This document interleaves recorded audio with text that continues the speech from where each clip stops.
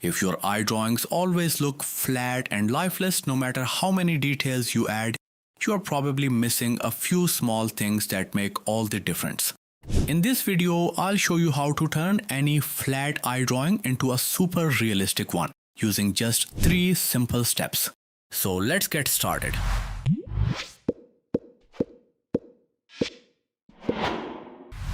Okay, so before starting the drawing process today, let me share one of my favorite little secret tricks for making your own graphite powder at home. All you need is a pencil, a scraper, or even a small piece of sandpaper. Just rub the pencil lead against it for a few seconds and you will have a super fine graphite powder ready to use. The best part is that you can make graphite powder of any grade, whether it is P, 2B, 8B, or whatever your drawing needs at that moment. Now you can layer this graphite powder with a bigger size dry brush over the forehead and brow portion. Always start from the darker side and gradually move toward the lighter side. This naturally creates a smooth gradient. Many beginners try to shade everything with the same tone, which makes the drawing look flat. So make sure to start where the shadow is strongest and slowly let the graphite fade away. And don't forget to use small circular motions while applying the powder. It is very similar to polishing a car. Small circular movements help create an even surface without visible streaks. Once the base is in place, blend it gently with a clean tissue paper and keep the pressure very light. This will give the graphite a buttery smooth finish. At this point, the drawing may still look dull, but that is exactly how a realistic drawing should look before the details are added. All the reference images you need, including the grid and outline versions, are available on our Academy site to make your drawing process smoother and more structured. Now comes one of the most satisfying parts, which is the eyebrow detailing. Grab an 8B pencil and start going over the existing hair strokes one by one. A little trick here is to place the pencil at the root, press a little harder and then flick outward so the stroke ends in a thin point. It is like using a paintbrush. The stroke begins with pressure and then lifts off naturally. Sometimes you might end up making the eyebrows look like caterpillars. The reason is usually very simple. You may have drawn every eyebrow hair with the same length and the same darkness. Real eyebrow hairs are much more random. Some are longer, some are shorter, some are darker, and some are lighter. Once you begin adding this variation, the eyebrow will immediately start to look more natural and realistic.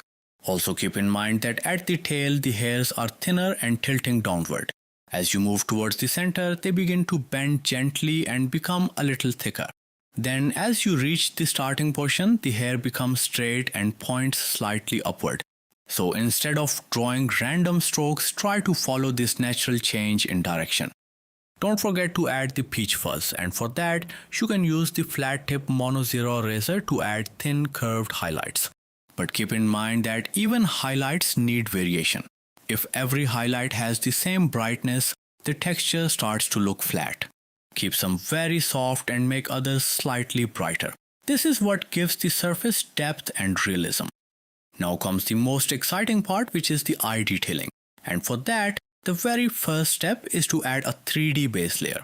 Always start by darkening the roots of the upper lashes. This small shadow anchors the lashes to the eyelid and prevents them from looking like they are floating. Then begin darkening the outer edge of the iris and avoid drawing a hard outline. Instead, keep the edge darker and let the tone fade softly toward the pupil. Don't forget to darken the upper portion of the iris because the eyelid naturally casts a shadow there. Many beginners make this mistake of drawing the iris as a flat circle, and no matter how many details you add over it later, it will not look realistic. A simple fix is to keep the pressure on your pencil variable. Apply higher pressure where you need darkness and then gradually reduce the pressure to achieve softer tones. It is a very small change, but suddenly the iris starts to feel like it is sitting inside the eye. If you want to watch the full step-by-step tutorial of this drawing, you can access it on our Academy site. Link is in the description. Many artists also skip adding the subtle reflection of the upper lashes in the iris. Yes, the lashes actually reflect on the shiny surface of the eye. And when this detail is missing, the iris often feels like something is incomplete, even if all the shading and texture are in place. Simply flip the lash shapes upside down and place them very softly in the upper part of the iris. It is one of those details that seems tiny, but once you notice it, you start seeing it in almost every real eye. And once you add it, the realism jumps immediately. At this point, the drawing usually looks a little rough, and that is completely normal. Use a medium-sized brush to blend the eye gently in small circular motions. If required, you can always soften any harsh edges with a blending stump.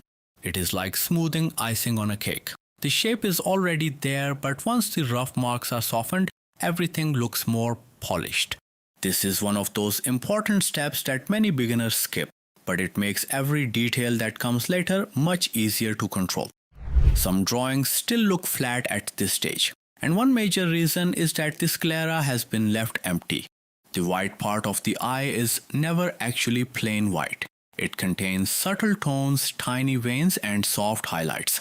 Add the veins very lightly using a sharp B pencil and keep them soft, wavy, and slightly uneven instead of drawing straight lines.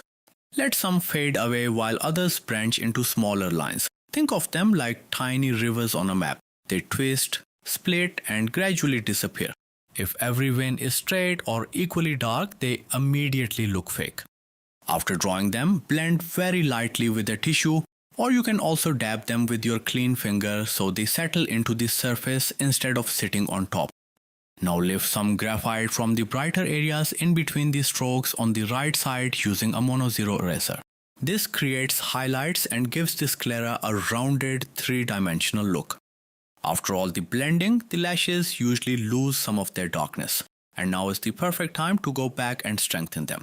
So darken the existing strokes carefully by going over them with an 8B pencil, and you can also add a few extra lashes if needed. Start from the root of the lash and flick your pencil upwards following the base stroke to achieve a lash hair which is thicker from the bottom and needle-like thin at the end. Now comes my most favorite part of the entire eye drawing, which is the iris texturing and highlighting. As you can see that the base is already there, but the iris still feels lifeless. This happens sometimes when the texture is not dark enough. So carefully go over the directional texture lines again with an 8B pencil to strengthen them. Then use a mono-zero eraser to pull out tiny highlights in between those darker lines. Make sure to keep these highlights uneven. Some should be brighter, some softer, and some can overlap slightly. Beginners often make this mistake of making all the highlights equally bright, which makes the iris look flat. So to fix it, always keep the pressure on your mono eraser variable. Keep the pressure light to create softer highlights and apply slightly more pressure to create brighter ones. That tonal difference is what gives the iris a true three-dimensional and realistic look. Okay, so now let's add the lower lashes, and keep in mind they are much softer and more delicate than the upper ones. They are thinner, lighter, and more spaced out. So add them with gentle flicking strokes, keeping the direction slightly varied. If they all look the same, they start to resemble a brush rather than natural lashes. Now add a soft base layer over the rest of the under eye area to give it some depth and dimension. Follow the same approach we used earlier on the upper eyelid by keeping some areas darker and allowing the graphite to fade gradually into the lighter portions.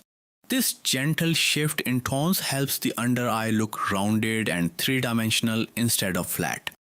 Once the base is in place, you can start blending it using a tissue paper, just like we did in the upper portion. Don't forget to brighten the waterline by lifting graphite with a kneaded eraser. And look how realistic it has already started to look. You can see that the left edge is receiving less light, so gently build some depth here to give the waterline some realism. You might have noticed that every realistic eye has one highlight that stands out more than all the others. Find that highlight, and in this case you can add this thin straight stroke using an electric eraser and then go over it with a jelly roll pen. It is often just a single clean stroke, but that one stroke can make the iris look like a glass. And that is usually the exact moment when the eye suddenly feels alive. The skin beneath the eye and across the cheek also has very soft peach fuzz, so you can follow the same process we used earlier on the brow bone area. Using a flat tip Mono Zero eraser, add thin curved strokes that follow the shape of the cheek. Again, make sure to keep some strokes brighter and some softer by changing the pressure on your eraser.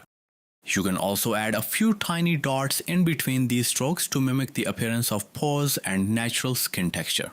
This bright area makes the cheek appear rounded and slightly raised. Now let's see how we can create blurry freckles on the nose with a few easy steps. Grab an 8B pencil with a sharp yet round tip and start darkening the freckles by applying more pressure in the center and gradually decrease it as you move toward the edges. This will create a smooth gradient from dark center to soft edges. When all the freckles are darkened, start blending them lightly with a blending stump, and then go over the whole nose portion with a tissue paper to further smoothen it out. After blending, you can adjust the brightness in between these freckles as well as the depth if required, and you will see how the freckles will immediately start to look embedded in the skin instead of sitting on top. And that's how we are done with this realistic eye drawing. It may look complicated at first, but once you break it down into small and simple steps, the whole process becomes surprisingly easy and a lot of fun to draw. Also, if you are an absolute beginner and want to learn drawing from scratch, you can join our drawing course on AHR Studios Academy. It is now trusted by 20,000 students across 165 countries, and you can enroll today with 90% off. Thank you so much for watching, and I'll see you in the next one.